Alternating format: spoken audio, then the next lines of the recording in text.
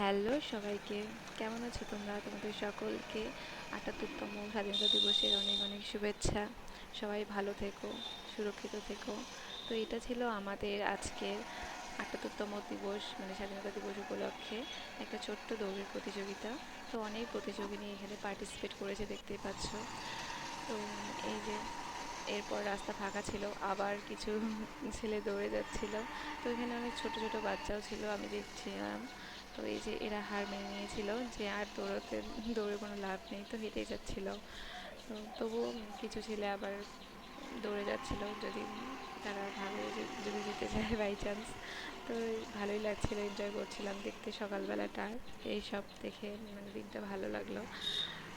তো এই যে এরাও কেউ হেঁটে যাচ্ছে, কেউ দৌড়ে যাচ্ছে। আর এই ছেলেটাও ভেবে নিয়েছে একদম যে ও পারবে না, তাই ও হেঁটেই যাচ্ছে। তো এই যে ছেলেটা ছিল শেষ প্রতিযোগিনী।